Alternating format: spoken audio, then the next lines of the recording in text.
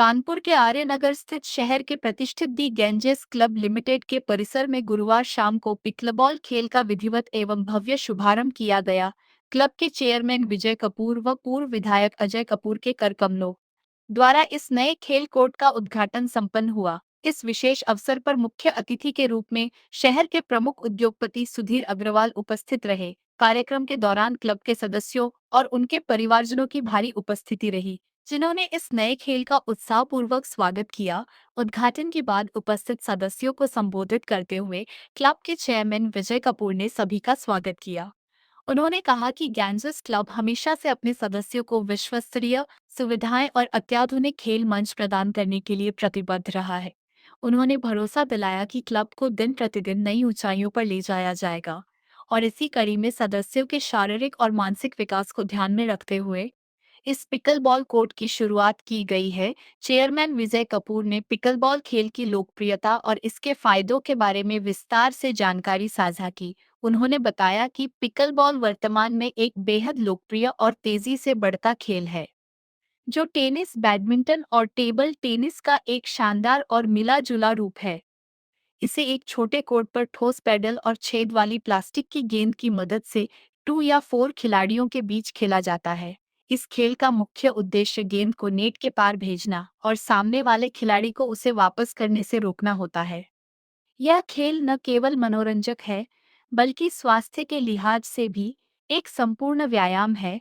इस ऐतिहासिक खेल की शुरुआत के अवसर पर क्लब की प्रबंध समिति के आंजन सेक्रेटरी नवीन मल्होत्रा, अरुण वाधवा, प्रीतम मल्होत्रा, संदीप सिंह, कार्तिक कपूर, रमन कपूर, राघव अग्रवाल, मनोज अग्रवाल, अलका अग्रवाल, अंश चंदेल, शिरीष दीवान, विनय गुप्ता सहित प्रबंध समिति के अन्य सदस्य तथा क्लब के जनरल मैनेजर मोहित अवस्थी प्रमुख रूप से उपस्थित रहे। ये सपना मुझे धीरे धीरे सच होता दिख रहा है। मेरे कमेटी मेंबरों की तरफ से मेरे जो मुझे सहयोग मिल रहा है, मेरे मेंबरों की तरफ से, तो इसी कड़ी में आज हमने अपने गैंजेस क्लब में एक नए आयाम को स्थापित किया है।